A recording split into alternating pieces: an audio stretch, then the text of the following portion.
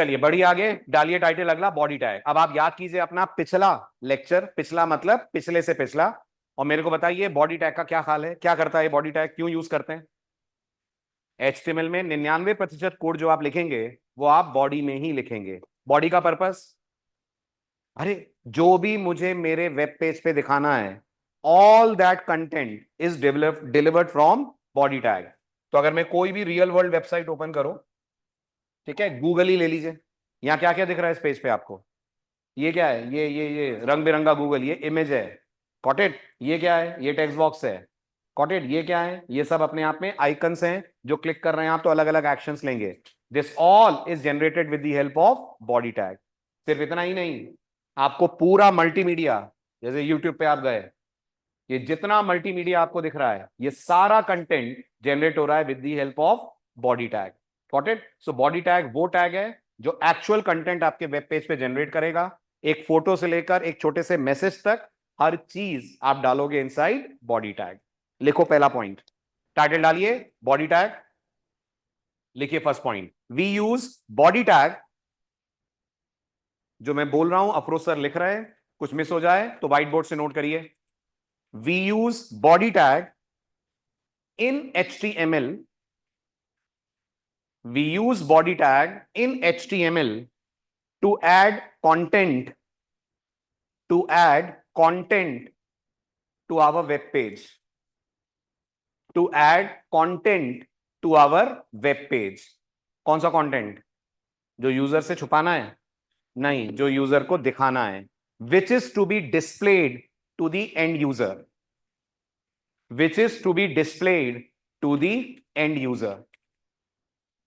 ठीक, ये कौन सा कंटेंट होगा, तीन तरह का कंटेंट होगा, text, audio, video.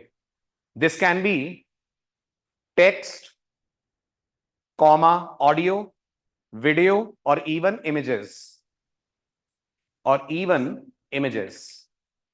Number 3, for generating all such type of content we have variety of tags,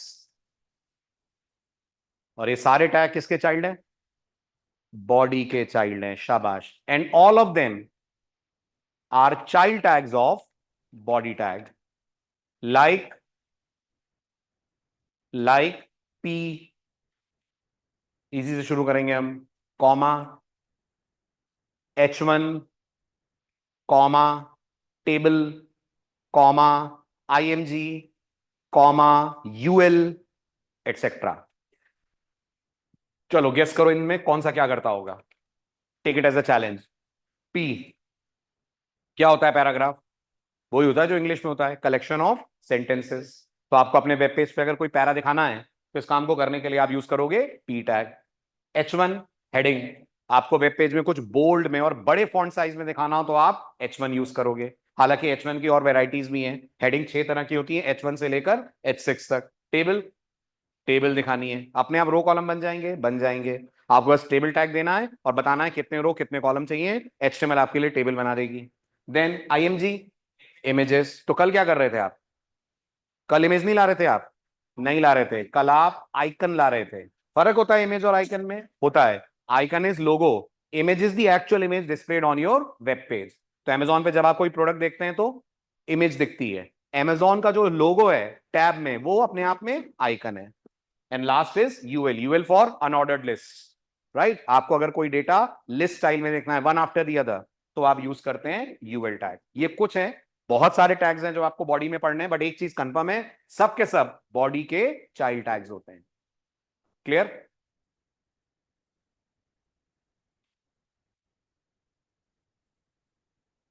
लिख लेंगे तो डन लिखिएगा ऑनलाइन स्टूडेंट्स, स्लाइड चेंज करूंगा मैं, लिख लें तो प्लीज पुट अ डन।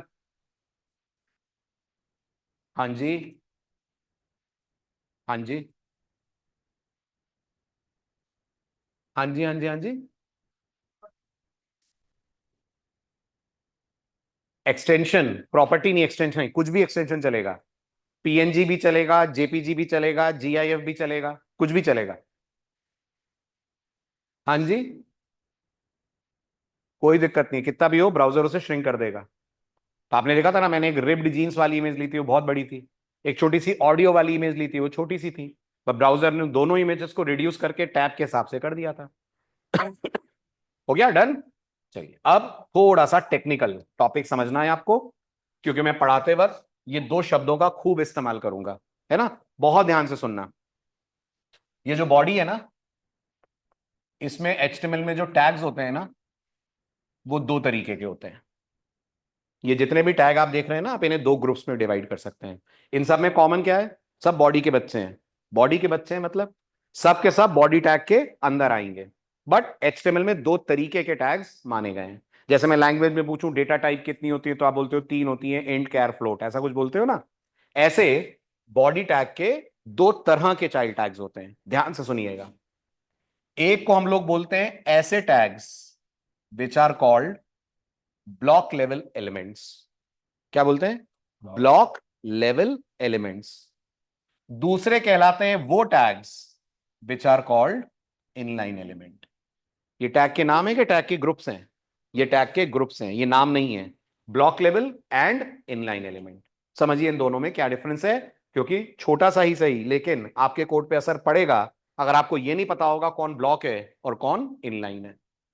जब आप कोई ऐसा टैग यूज करते हैं जो ब्लॉक लेवल एलिमेंट होता है, तो उसके अंदर का कंटेंट कितना भी हो, उसके अंदर का कंटेंट कितना भी हो, वो पूरी रो को ऑक्यूपाई करके बैठ जाता है।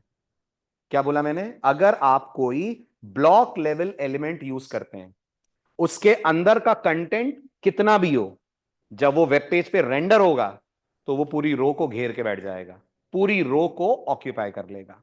उदाहरण के तौर पे HTML ने ये जो पी टैग है ना, इसको माना है ब्लॉक लेवल एलिमेंट। इमेजिन करिए मैंने पी टैग ऐसे लिखा। उम्मीद करता हूं ये कोड आपको समझ आ रहा होगा। आ रहा है? हिंदी में समझाओ, क्या बोल रहे हो आप HTML से, क्या बोल रहे हो ब्राउजर से? हेलो प्रिंट करना है, किस में करना है प्रिंट? पैराग्राफ में। प्लीज टेल मी, हेलो में कितने अल्फाबेट होते हैं? 5 होते हैं ना। तो आपको स्क्रीन पे हेलो ऐसे दिखेगा, है ना, लेकिन एक्चुअल में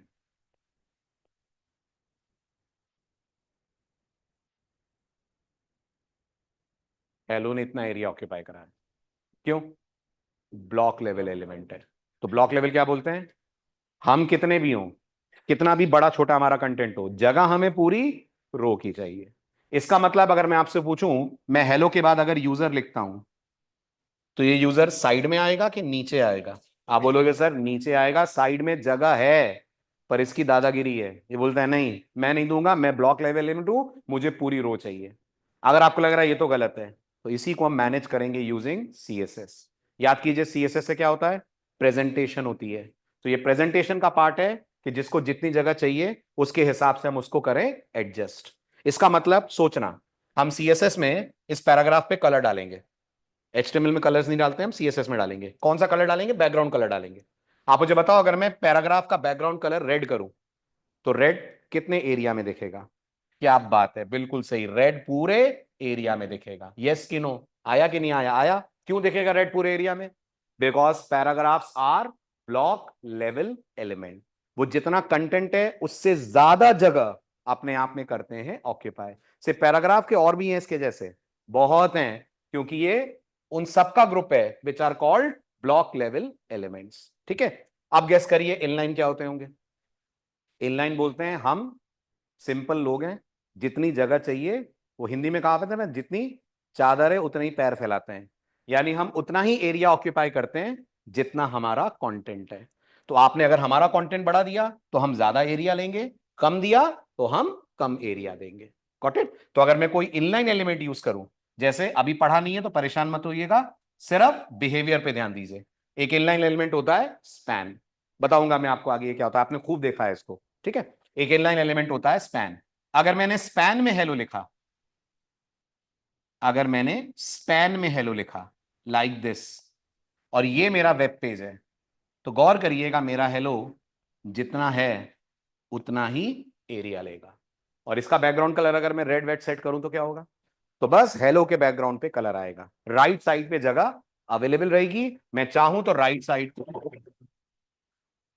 मैं चाहूं तो राइट साइड को यूज कर सकता हूं दूसरे कंटेंट, दूसरा डेटा डिस्प्ले करने के लिए। ये राइट साइड वाला एरिया अपना फ्री रहेगा। जबकि ब्लॉक में क्या होता है, राइट वाला एरिया पूरा ऑक्यूपाइड होता है। इसका मतलब पैराग्राफ में एक वर्ड हो या 10 वर्ड हो, पैराग्राफ पूरी रो को कर लेगा occupy. Such elements are called as block element, है ना। अब मैं जो लिखने जा रहा हूं आपको उतारना नहीं है, मैं सिर्फ इस बात को समझाने जा रहा हूं, प्रूफ करने जा रहा हूं कि paragraphs are block level and spans are inline element, है ना। अभी मैं थोड़ी सी सीएसएस यूज करने जा रहा हूं, आपको परेशान नहीं होना है सर ये क्या हुआ। हम सीएसएस नहीं पढ़ रहे हैं, हम सिर्फ ये पढ़ रहे हैं कि ब्लॉक लेवल एलिमेंट पे कलर डालो और इनलाइन पे कलर लगाओ तो डिफरेंस क्यों आ जाता है, क्यों ब्लॉक का कलर इतना एक्सपैंड हो जाता है और इनलाइन का कलर इतना सा क्यों रहता है। ठीक, तो सिर्फ देखना है, कुछ लिखना नहीं है, क्योंकि अभी हम सीएसएस नहीं पढ़ रहे हैं, we are just trying to prove the difference between block and inline. क्योंकि पढ़ाते वक्त मैं बोलूंगा ये ब्लॉक है ये इनलाइन है, आप कंफ्यूज हो जाओगे अगर आपको नहीं समझ में आएगा तो। देखिए ध्यान से, so let's design another web page. मैंने कहा demo.html, ओके। demo.html के अंदर कैसे करें, बॉयलर प्लेट कैसे जनरेट करें, very good, shift exclamation tab. क्या कोड जनरेट हुआ, बॉयलर प्लेट। बॉयलर प्लेट क्या होता है, वो मिनिमम कोड जो एक्सएमएल पेज को चलने के लिए चाहिए। इसमें से क्या हटाया था अपन ने, मेटा, आज भी हटा दीजिए। मेटा से क्या होता है, वेबसाइट रेस्पॉन्सिव बनती है। रेस्पॉन्सिव का मतलब हर डिवाइस पे वेबसाइट सुंदर दिखे, अच्छी दिखे, अपने हिसाब से, डिवाइस के हिसाब से अपने आप को एडजस्ट कर ले। वो हम कब पढ़ेंगे, वो हम पढ़ेंगे सीएसएस में बूटस्ट्रैप वगैरह पढ़ते वक्त, अभी नहीं, इसलिए हमने अभी मेटा को गायब कर दिया है। ठीक है, टाइटल कुछ भी दे दीजिए, मैंने टाइटल दे दिया माय सेकंड पेज। ठीक है, ये मेरा टाइटल हो गया। ठीक, अब ध्यान से देखना, मैंने लिखा पैरा सचिन कपूर, मेरा नाम। मैंने कहा स्पैन सचिन कपूर। ठीक है, रन करूंगा, आपको पता है आउटपुट दोनों में दिखेगा सचिन कपूर, सिंपल है। आउटपुट देखकर आपको कहीं नहीं पता चलेगा कि पहला वाला सचिन कपूर पूरी रो को ऑक्यूपाई कर रहा है और दूसरा वाला सिर्फ उतना एरिया ऑक्यूपाई कर रहा है जितना एरिया सचिन कपूर का है। देखिए,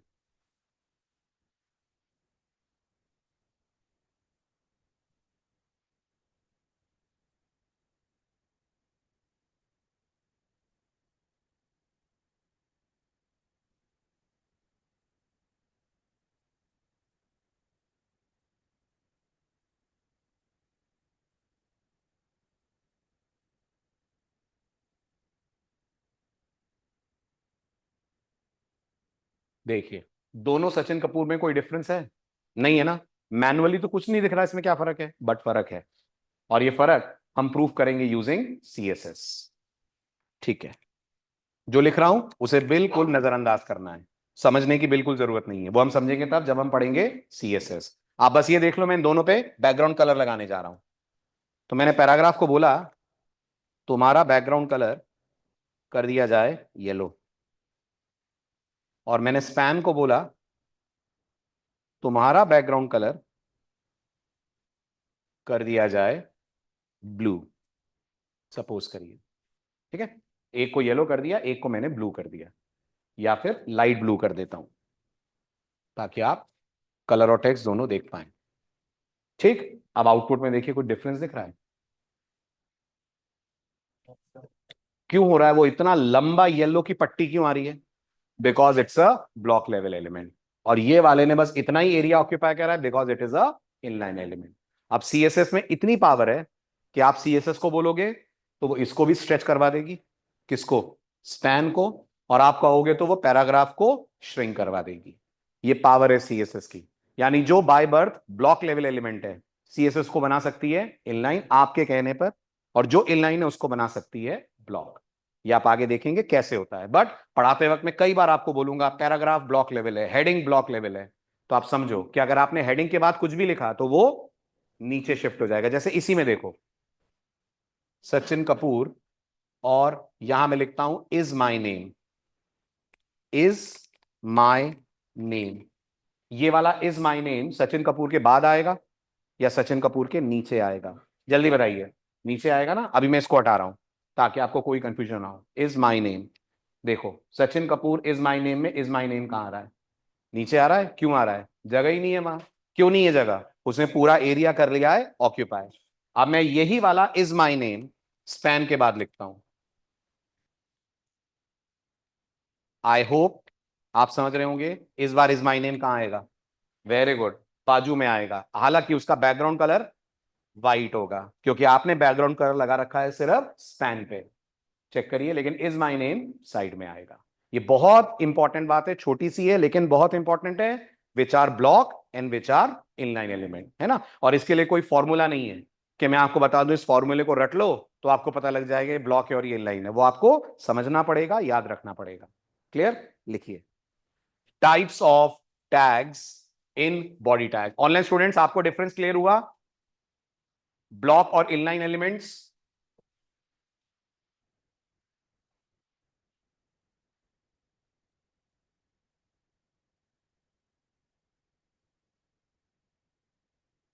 वेरी गुड। लिखिए, टाइप्स ऑफ टैग्स और elements in body tag.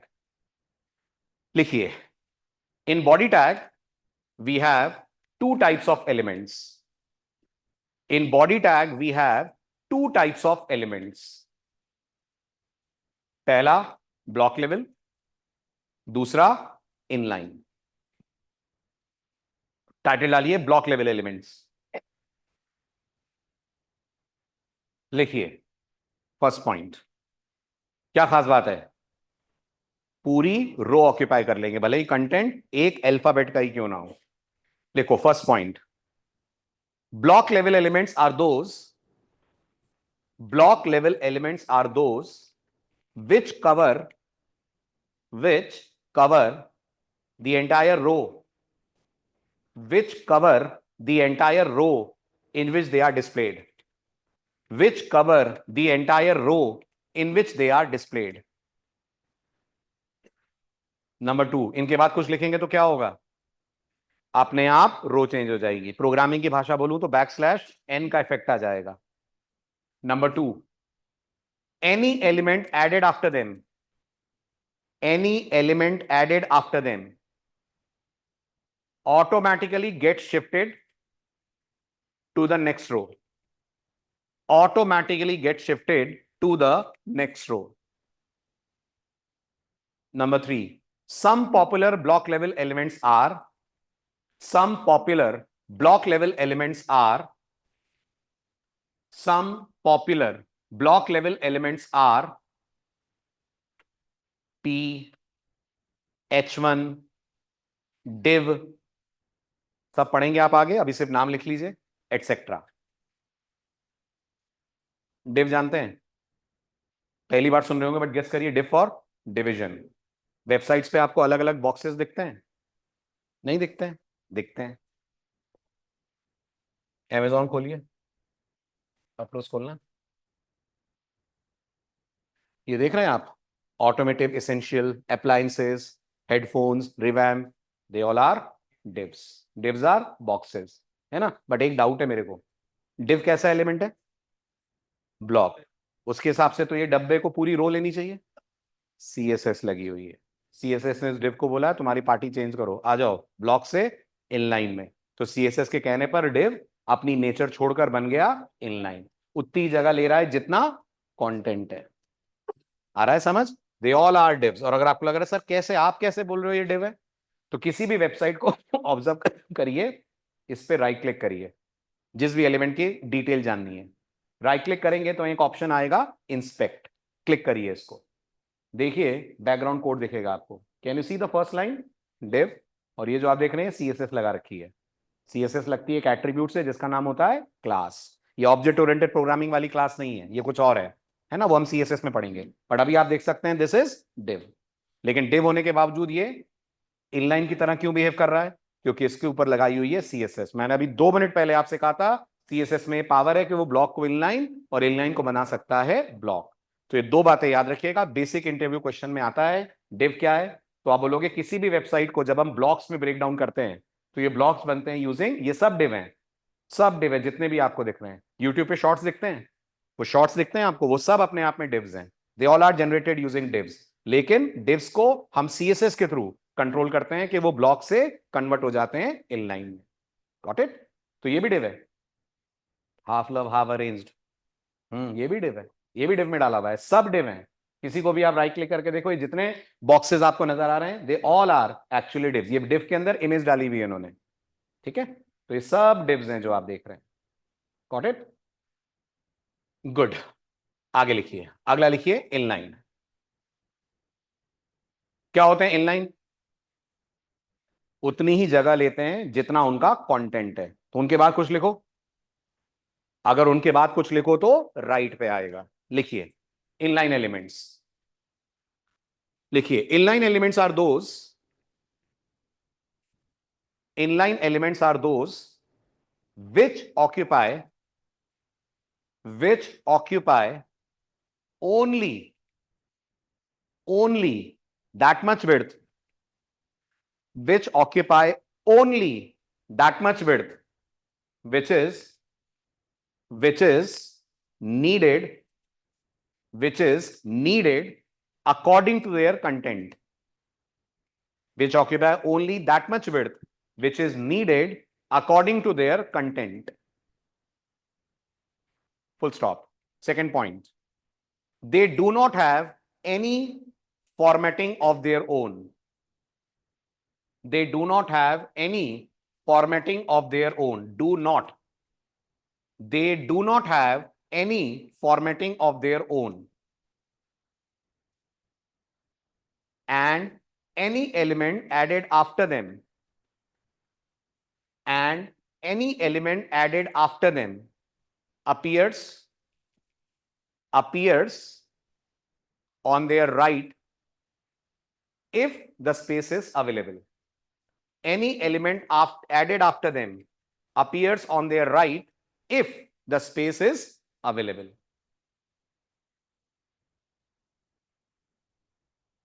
Any element added after them appears on their right if the space is available.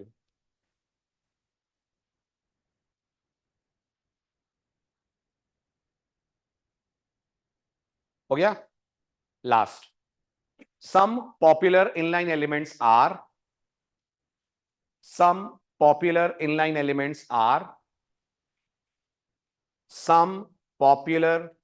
elements are span, comma, img, comma, a for anchor, etc. ये सब inline है।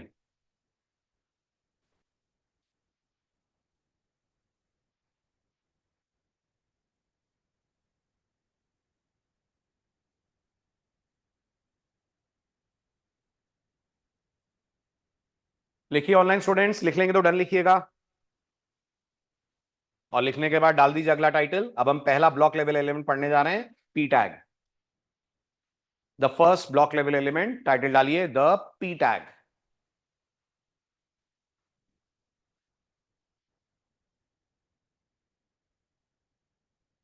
हो गया note, done.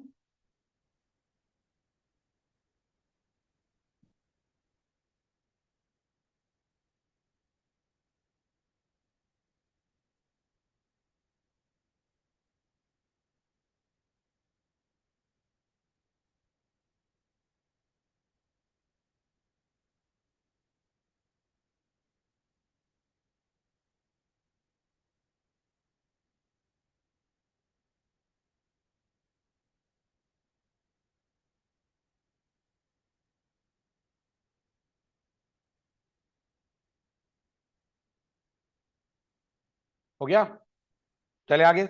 चलिए पहले पढ़ ले, फिर मैं आपको नोट्स लिखाता हूं, फिर आप एग्जाम्पल उतारना, ठीक है। पैराग्राफ बहुत ही सिंपल है, पी टैग बहुत ही सिंपल है।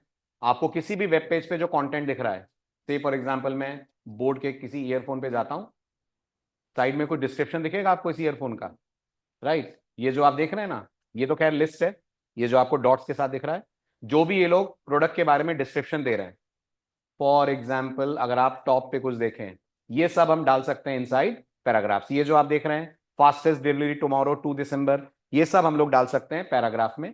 या फिर आप SCA लाइव की वेबसाइट पे आए, किसी कोर्स पे क्लिक करें, कोर्स के बारे में जो आपको दिख रहा है, ये दिख रहा है above and beyond transforming learner, this all is para. About SCA में आइए, ये जो आप देख रहे हैं we at S C are a group of profession वगैरह वगैरह, दिस ऑल इज पैराग्राफ। अब मेरे को ये आउटपुट लाना है, तो मैं कैसे लाऊं? तो बहुत सिंपल है। अगर आपको लग रहा है सर इसको कॉपी करके पेस्ट कर देते हैं, कॉपी करके अगर मैं इसको अपने वेब पेज में पेस्ट करूंगा तो ये पैराग्राफ नहीं बनेगा, ये सिर्फ टेक्स्ट बनेगा।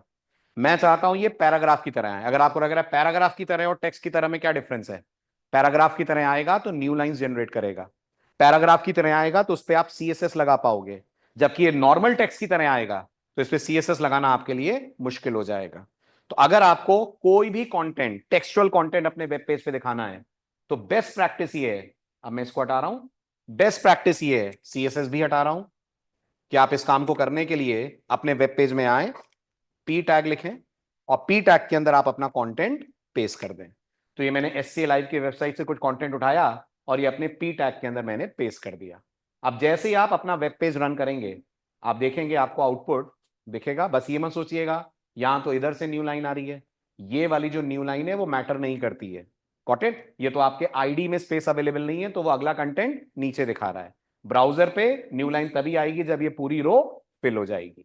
Got it? तो ये पूरा अपने आप में हो गया है एक पैराग्राफ। Got it? इसके अंदर सिर्फ आप टेक्स्ट जनरेट करवाते हैं। अगर आपको लग रहा है फोटो वोटो लानी हो तो फिर ये नहीं है, फोटो वगैरह लाना है तो दूसरे टैग्स हैं। Paragraph is only for displaying pure textual data. ठीक है? दूसरी बात ध्यान से देखिएगा, दूसरी बात, पैराग्राफ्स ब्लॉक लेवल एलिमेंट होते हैं। तो अगर आप दो छोटे छोटे पैराग्राफ भी लिखेंगे तो आप देखेंगे उनके लिए दो अलग अलग लाइनें जनरेट होगी, क्योंकि हर पैराग्राफ अपने आप को पूरी रो जितना कर लेगा एक्सपैंड। तीसरी बात, पैराग्राफ के बारे में दो जरूरी बातें आपको और बताऊंगा। तो पैरा डेमो 2, ये हमारा पैरा डेमो 1 मान लीजिए। ठीक है, इसका टाइटल में डाल देता हूं पैराग्राफ डेमो। पैराग्राफ के बारे में दूसरी और तीसरी जरूरी बात, एज आई सेड, अगर मैं इतना भी लिखता हूं दिस इज लाइन 1 और इसका पी टैग क्लोज कर देता हूं, एक और पी टैग बनाता हूं, लिखता हूं दिस इज लाइन 2, तो आप देखेंगे दोनों पी टैग एक तो पूरी रो लेंगे और दोनों में अच्छा खासा गैप आएगा। देख रहे हैं आप ये इतना बड़ा गैप क्यों आ रहा है? क्योंकि हर पैराग्राफ खत्म होने के बाद जनरेट कर देता है एक न्यू लाइन। Got it? और दूसरा शुरू होने से पहले एक न्यू लाइन देता है, दूसरा शुरू होने से पहले एक न्यू लाइन देता है। तो एक्चुअल में कितना न्यू लाइन का गैप है? ये दो न्यू लाइन का गैप है। एक आ रहा है फर्स्ट पैराग्राफ के खत्म होने के बाद, एक आ रहा है सेकंड पैराग्राफ के स्टार्ट होने के बाद। ठीक है? अगर आपको लग रहा है वैसे न्यू लाइन कैसे लाते हैं तो वो भी सुन लीजिए। अगर आपको लग रहा है सर जैसे मेरे को ये सॉफ्टवेयर के बाद न्यू लाइन चाहिए, तो HTML में न्यू लाइन लाने के लिए टैग होता है BR tag, BR for line break. ये वही करता है जो प्रोग्रामिंग में \n करता है। अब गेस करिए अगर मैंने यहां BR लगा दिया तो ये प्रोफेशनल से लाइन चेंज हो जाएगी। अब आप देखो दो लाइन में कितना गैप होता है, देखो हाइट देखो आप गैप की, W और P के बीच का गैप देखो और इन दोनों के T के बीच का गैप देखो, डिफरेंस है। क्यों है? क्योंकि ये सेकंड पैराग्राफ है, वो सेकंड पैराग्राफ नहीं है, वो एक ही पैराग्राफ में सेकंड लाइन है। Got it? तो paragraph extra new line generate करता है अपने बंद होने के बाद और अपने शुरू होने के पहले। That is the reason you are, अगर आप ध्यान से ऑब्जर्व करें, you are going to observe a gap of 2 lines. आखिरी बात, पैराग्राफ बाय डिफॉल्ट इधर आता है, इधर मतलब लेफ्ट हैंड साइड पे आता है। अगर आपको लगता है आप पैराग्राफ को मिड या राइट पे ले जा सकते हैं, जैसे अमेजॉन में आपने देखा था उनका पैरा राइट पे आ रहा था, ठीक करने का सही तरीका तो CSS है, बट हम HTML से भी इसको चेंज कर सकते हैं। इसके लिए हम पैराग्राफ में एक एट्रीब्यूट यूज करते हैं जिसका नाम होता है अलाइन एट्रीब्यूट। क्या नाम होता है? Align attribute. हालांकि अलाइनमेंट HTML का काम नहीं है, अलाइनमेंट कंटेंट है कि प्रेजेंटेशन है? प्रेजेंटेशन है। अलाइनमेंट ये नहीं बताता है क्या दिखाना है, वो ये बता रहा है कैसे दिखाना है, और जब कैसे की बात आ जाती है तो फिर यूज होनी चाहिए CSS। बट अगर कोई आपसे बोलता है मुझे 3 पैराग्राफ लिख कर दो, एक लेफ्ट एक सेंटर एक राइट, तो वो आप ऐसे कुछ करेंगे। पैराग्राफ डेमो 3 पे आ रहा हूं। क्या करा मैंने इस पैराग्राफ को बोला ये लाइन 3 बन जाए। अब मेरे को सेकंड वाले को बोलना पड़ेगा तुम चले जाओ सेंटर पे। ये बोलने के लिए हम यूज करेंगे एट्रीब्यूट। आपने कल का लेक्चर मिस ना कराओ तो मैंने आपको बताया HTML के अंदर टैग के साथ जो हम एडिशनल इंफॉर्मेशन पास करते हैं वी कॉल इट एट्रीब्यूट। तो हम इसको बोलेंगे तुम सेंटर पे आ जाओ, सो अलाइन इक्वल टू सेंटर, और इसको बोलेंगे तुम चले जाओ राइट पे, अलाइन इक्वल टू राइट, और इसको कुछ नहीं बोलेंगे इसीलिए इसका डिफॉल्ट अलाइनमेंट लेफ्ट है।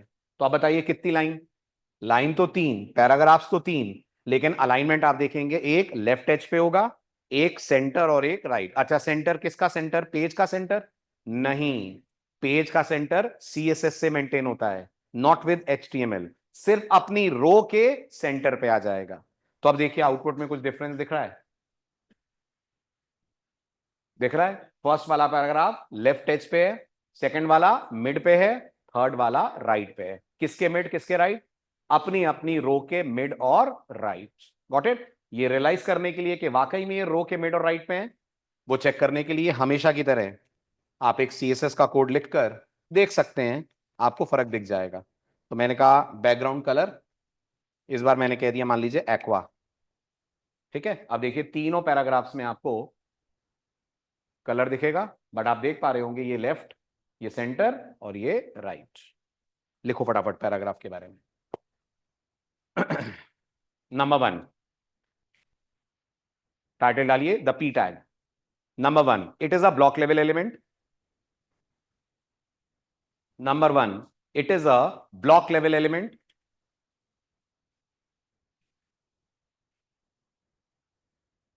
नंबर टू, किस लिए यूज होता है? इमेजेस, ऑडियो, वीडियो सबके लिए? नहीं, सिर्फ टेक्स्ट के लिए। We use it for displaying textual data on our web page. We use it for displaying textual data on our web page. Number three, they automatically generate a new line at the beginning as well as at the end. शुरू होने से पहले, खत्म होने के बाद।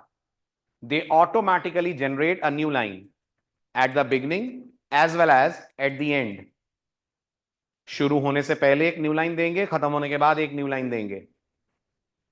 Number four, by default किधर आते हैं? Very good, by default they are displayed left align, but by default they are displayed left align, but we can change the alignment. कैसे? सही तरीका यूजिंग CSS, गैर कानूनी तरीका using HTML, but we can change this alignment bracket using CSS, which is the valid way, bracket बंद, or using align attribute in HTML.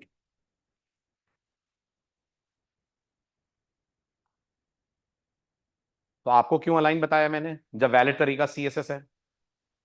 Can you predict? इसलिए बताया क्योंकि आपके अभी प्रैक्टिकल्स होंगे, उस प्रैक्टिकल में आपको एक वेब पेज बनाना पड़ेगा जिसमें फोटो को इधर उधर शिफ्ट करना पड़ेगा, और अभी प्रैक्टिकल जब होंगे तब तक CSS आपकी शुरू नहीं हुई है, तो फोटो को अलाइन नहीं कर पाएंगे आप, बस इसलिए अपन अलाइन पढ़ रहे हैं। कोई आपसे ज्यादा वेब डेवलपमेंट जानता होगा तो वो जरूर आपको टोकेगा कि ये गलत कर रहे हो तुम, अलाइन एट्रीब्यूट नहीं यूज करना चाहिए, दिस नॉट बेस्ट प्रैक्टिस। बिल्कुल सही है, नहीं करना चाहिए, बट अभी करना मजबूरी है क्योंकि हमें जो एक्सरसाइजेस करनी है उसमें अलाइनमेंट की हमें जरूरत पड़ेगी, और अभी CSS हमने शुरू नहीं की है।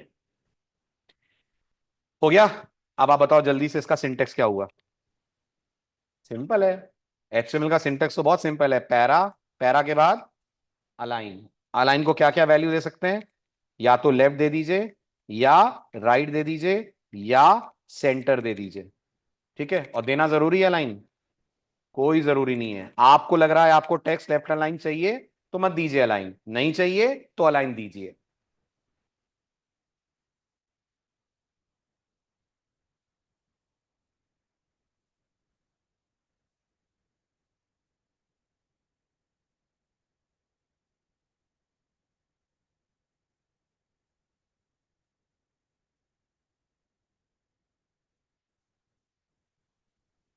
हाँ जी, हो गया। Online students done? Very good. Code दिखा दूं? करिए फटाफट, प्रैक्टिकल्स जो लैपटॉप लाए लैपटॉप पे करिए। बाकी लोग नोट करिए और अगली बार से प्लीज लैपटॉप लाइएगा, कॉपी पेन से नहीं होगा फ्रंट एंड। हो गया डन? करिए फटाफट, एक ही एग्जांपल करिए, उसमें दोनों कवर हो जाएंगे। कलर हटा रहा हूं मैं, अदरवाइज आप कंफ्यूज होंगे। स्टाइल टैग क्या कर रहा है, आप तो नॉर्मल पैराग्राफ लीजिए। ठीक है, इस नॉर्मल पैराग्राफ का ये आउटपुट है।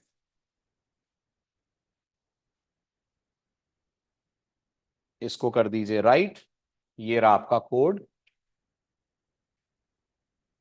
हो गया डन? चलें आगे। ये हुई बात पैराग्राफ की। तो अब आप इजीली समझ सकते हैं, जैसे कि फ्लिपकार्ट पे अपन विजिट करें।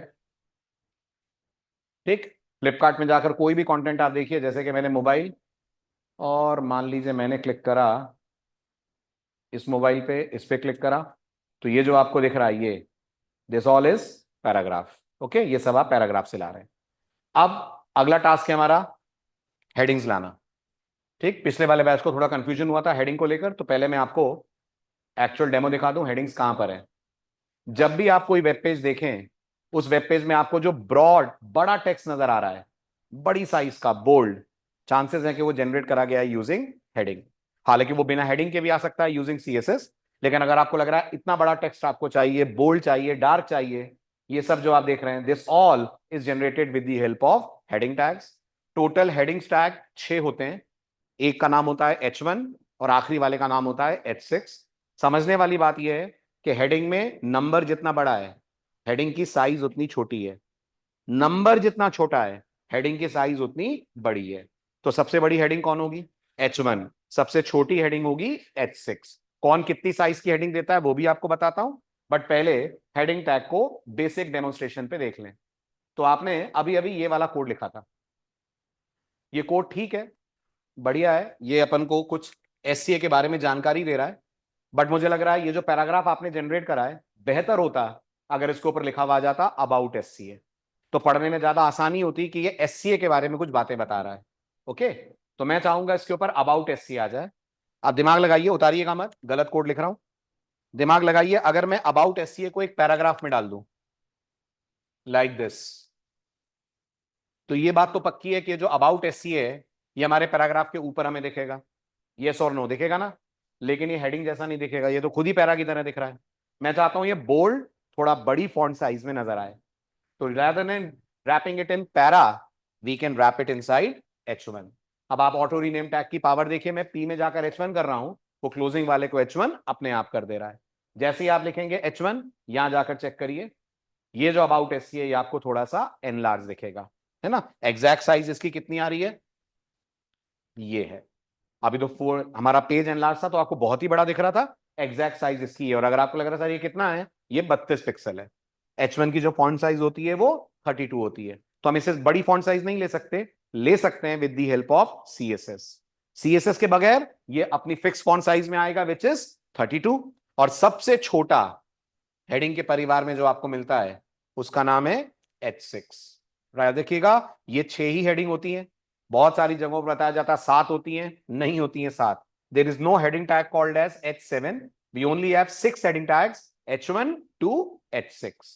H1 और H6 में कॉमन क्या है ना, हेडिंग तो है ही, कॉमन है दोनों कंटेंट को बोल्ड कर देते हैं। आप देखो H6 में भी बोल्ड आ रहा है।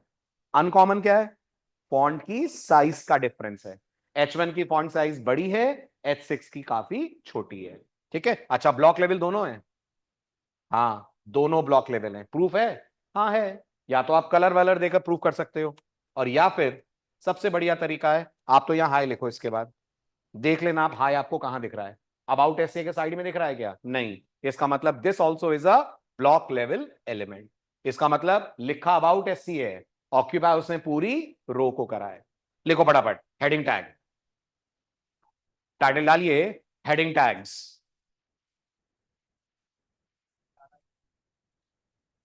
क्या हुआ? इसमें ये ओपन कर रहे हैं तो इसमें आ रहा है कि विंडोज के अंदर फाइल फ्लो हल हो रहा था। विंडो अभी तक चल रहा था, अभी चलना बंद हुआ है? Yes sir. तो रीस्टार्ट करो इसको, सिस्टम रीस्टार्ट कर लो। लिखिए हेडिंग टैग्स। पहला, we use heading tags to display to display text in bold and different font size to display text in bold and different font size than normal. अच्छा, normal font size क्या होता है? Anyone has any idea? Normal font size आपके web page में 16 pixels का होता है। कितने का? 16 पिक्सल, ये नॉर्मल फॉन्ट साइज होता है। ठीक है, तो जब भी मैं नॉर्मल फॉन्ट साइज बोलूं, इट्स 16 पिक्सल्स। तो हेडिंग का फॉन्ट साइज 16 से डिफरेंट आता है, इसलिए बोला है different font size than normal. Number 2, headings are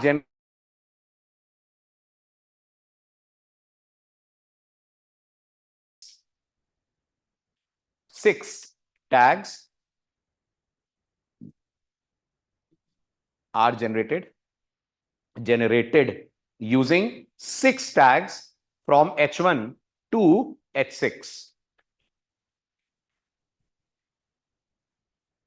Number 3, following are their font sizes.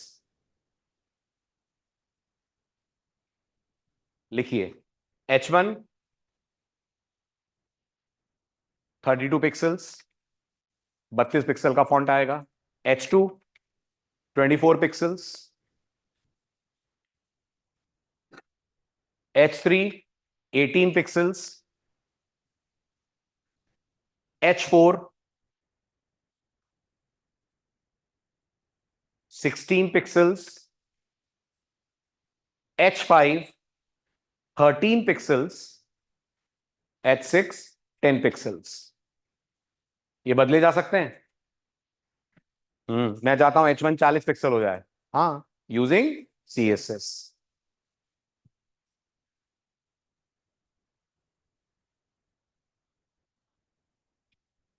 हो गया। अब एक एग्जांपल जिसमें सभी हेडिंग्स में आपको दिखाता हूं, तो आपको डिफरेंस नजर आएगा।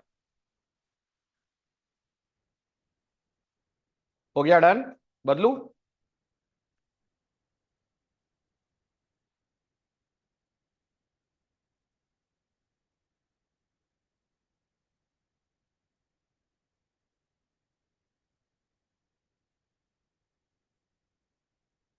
डन, बहुत बढ़िया।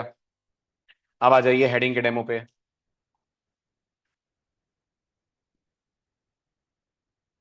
This is our heading demo 1। ठीक, और मैं इस पूरे को हटाता हूं और 6 हेडिंग्स आपको जनरेट करके दिखा रहा हूं। आप सिर्फ इनके आउटपुट पे नजर रखिएगा। पहली हेडिंग है H1, so I said H1, this is heading 1, और मैंने इसी H1 को 5 बार और कॉपी करा।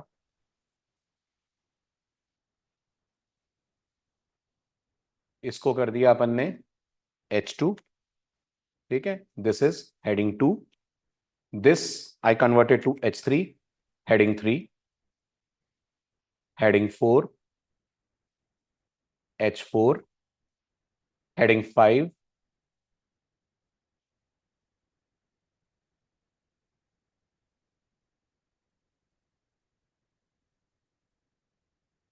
And finally H6, heading 6। ठीक है, अब आप मुझे बताइए कुछ आउटपुट में डिफरेंस दिख रहा है? दिख रहा है? अच्छा, कॉमन बात क्या दिख रही है?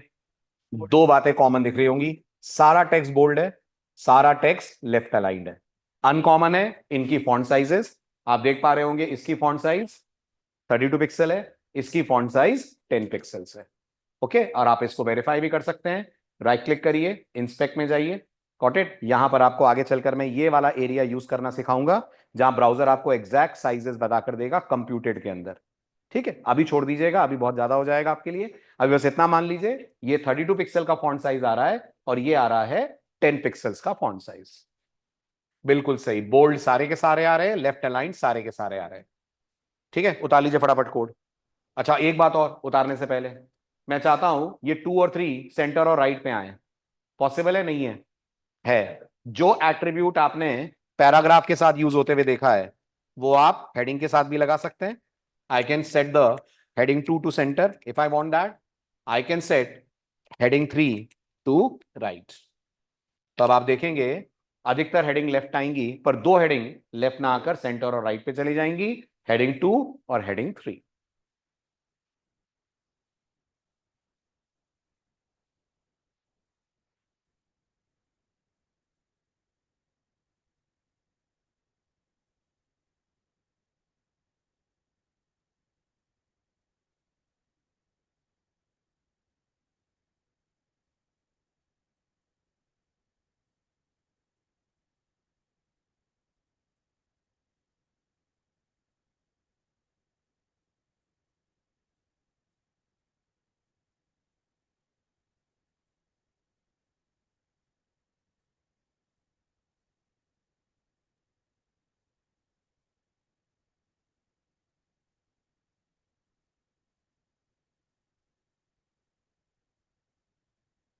हो जाएगा तो डन लिखिएगा।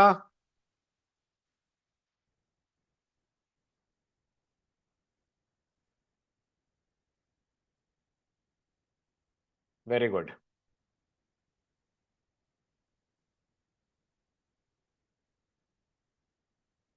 डन, आप लोग का हो गया?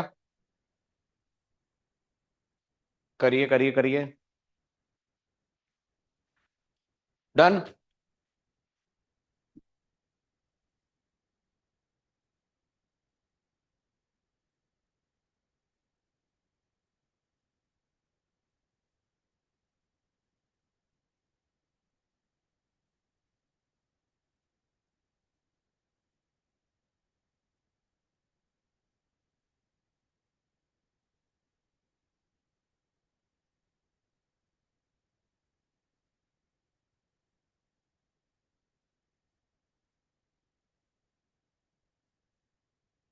हो गया, नोटेड। चलें आगे। चलिए नेक्स्ट लिखिए, एडिंग कमेंट्स इन HTML। डालिए title, adding comments in HTML। सबसे पहले तो बताइए कमेंट्स क्या होते हैं। एक तो वो होते हैं जो हम दूसरों पे करते हैं, कमेंट मार दिया मुझे, है ना। और दूसरा एक सोशल मीडिया पे कमेंट करते हैं। और क्या होते हैं प्रोग्रामिंग में कमेंट? वो लाइनें जो हम चाहते हैं एग्जीक्यूट ना हो, यानी हम चाहते हैं ब्राउजर उन्हें पढ़े ही ना, रेंडर ही ना करे। तो HTML में कमेंट्स बिल्कुल प्रोग्रामिंग लैंग्वेज की तरह उनको कहा जाता है, comments are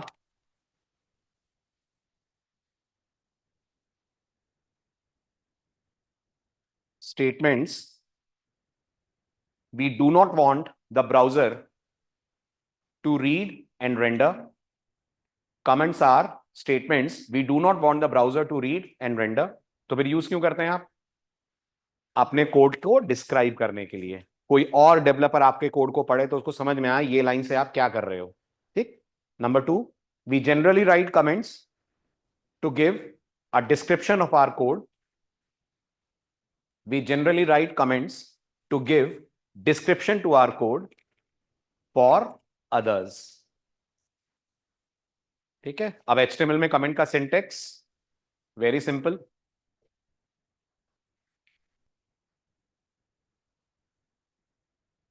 less than, exclamation, minus minus, बीच में आपका टेक्स्ट जिसको आपको कमेंट करना है, माइनस माइनस, ग्रेटर देन।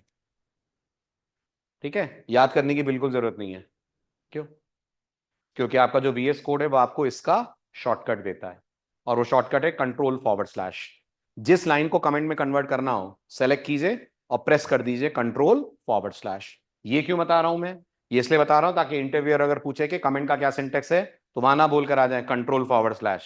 वो VS कोड का शॉर्टकट है।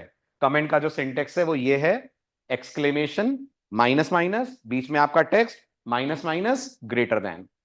This is the syntax of HTML comments.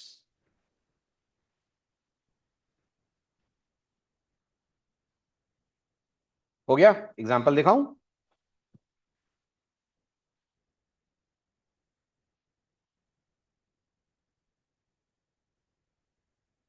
Online students done, very good.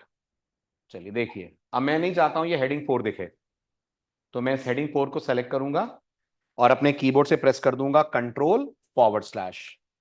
Notice करिए सिंटेक्स वही आया है जो आपने लिखा है, VS कोड ने से ऑटो जनरेट कर दिया है, और ये ग्रीन कलर में VS कोड जब कुछ दिखा रहा है तो समझ जाइएगा ये चीज कमेंट आउट है। अब आउटपुट में क्या नहीं दिखेगा? H4 का आउटपुट नहीं दिखेगा। कितनी हेडिंग दिखेंगी? 5। 6 होती है, आपने 6 लिखी है, दिखेंगी 5। H4 गायब होगा। चेक करिए, we can not C H4 क्योंकि आपने उसको कर दिया है कमेंट आउट। ठीक है, अब अगर आपको लग रहा है सर हटाना हो तो सेम प्रोसेस है, सेलेक्ट करिए, दोबारा प्रेस कर दीजिए कंट्रोल/, हेडिंग सॉरी कमेंट वाला पार्ट अनकमेंटेड हो जाएगा। अब जाकर चेक करिए, हेडिंग 4 दिखने लगेगा। Simple. Online student done?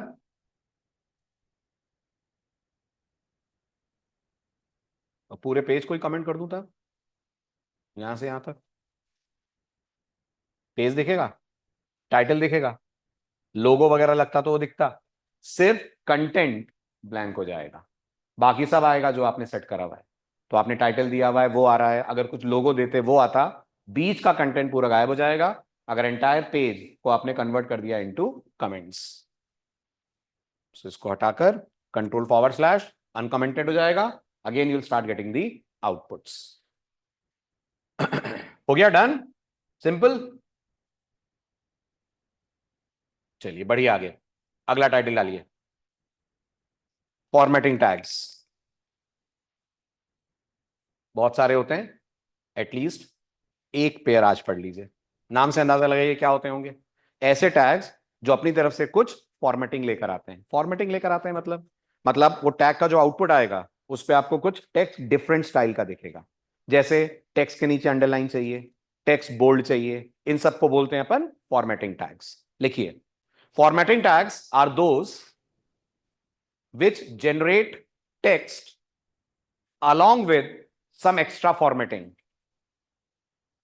Formatting tags are those which generate text along with some extra formatting.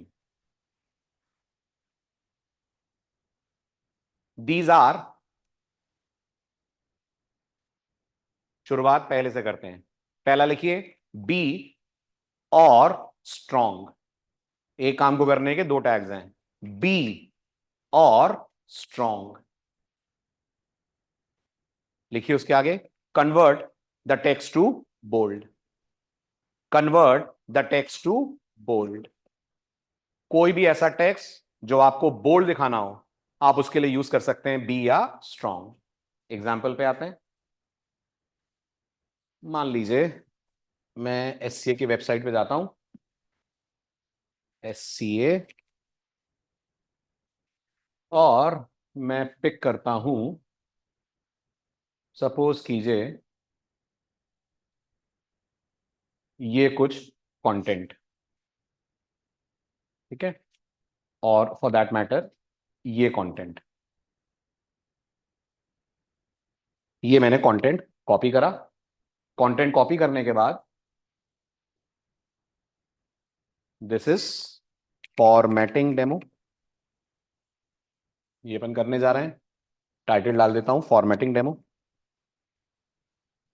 ठीक है, ये बताइए जितनी आपने अभी तक एचटीएमएल समझी है इससे क्या होगा? कुछ नहीं, एक पैराग्राफ आएगा, उसमें एक सेंटेंस आएगा बहुत ही सिंपल सा, समथिंग अबाउट इंस्ट्रक्टर्स। मैं चाहता हूं ये जो वैल्यूएबल सोर्स है ना ये थोड़ा सा बोल्ड दिखे, यूजर की थोड़ी अटेंशन मेरे को ग्रैब करनी है। तो ये जो वैल्यूएबल सोर्स है इसके आगे और इसके पीछे आप लगा देंगे बोल्ड टैग। राइट, ये हो गया आपका एक और बोल्ड टैग। ठीक है, अब आप देखेंगे बाकी टेक्स्ट नॉर्मल फॉन्ट में आएगा, ये वाला बोल्ड में आ जाएगा। Check the output. राइट, इसी तरह से मैं चाहता हूं वो जो कस्टमर वर्ड आ रहा है ना वो भी बोल्ड आए। We have another approach to do this and this is called strong. दिमाग में डाउट आ रहा होगा, सर एक ही काम को करने के दो टैग, तो फिर किसको यूज करें?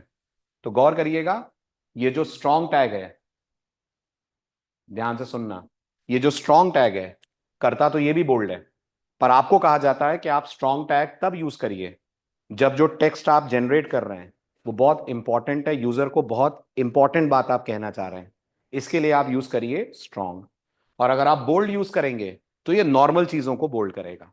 फॉर एग्जाम्पल किसी प्रोडक्ट की प्राइस दिखानी है, बोल्ड से दिखा दीजिए।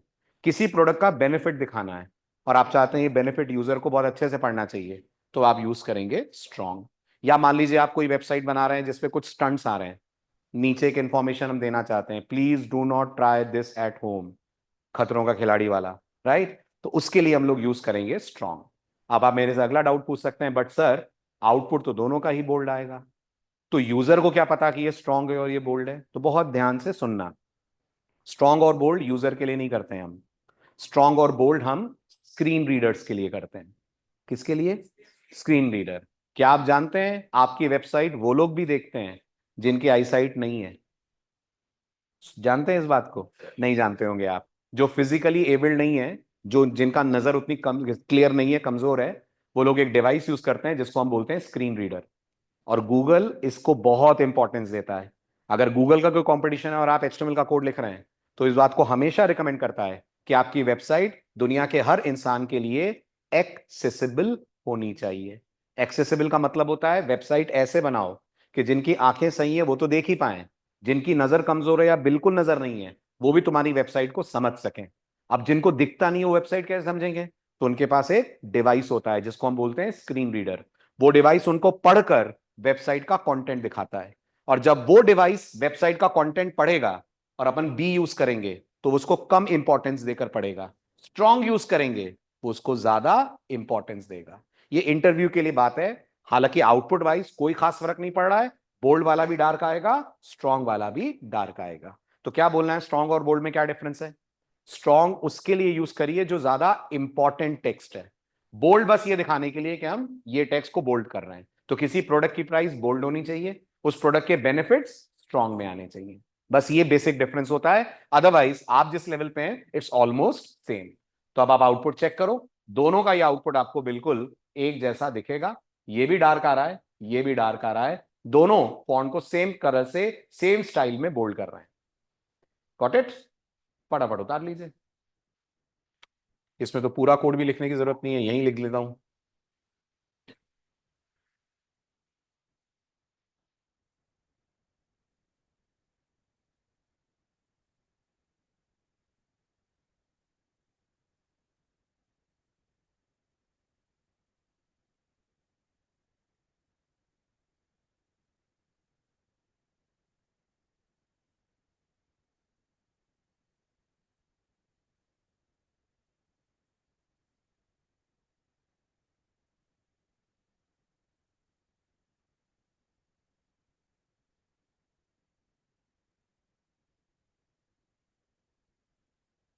डन।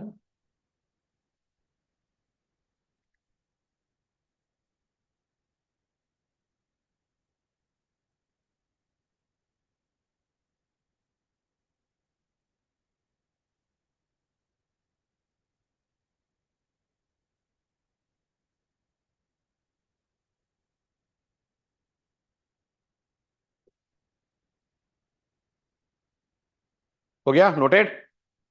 आइए नेक्स्ट लेते हैं बाकी बचे हुए फॉर्मेटिंग टैग्स, बहुत जरूरी टॉपिक होगा फिर, इमेजेस और एंकर्स। इस बार सैटरडे 8 पीएम पे क्लास है, 7:30 पे नहीं, सिर्फ एक दिन के लिए, सिर्फ वन डे के लिए आपकी सैटरडे वाली क्लास 8 पीएम पे है रादर देन 7:30। अगली बार से वही 7:30 हो जाएगी और फिर दिसंबर में आपका एक दिन और बढ़ जाएगा, 15th या 20th के बाद।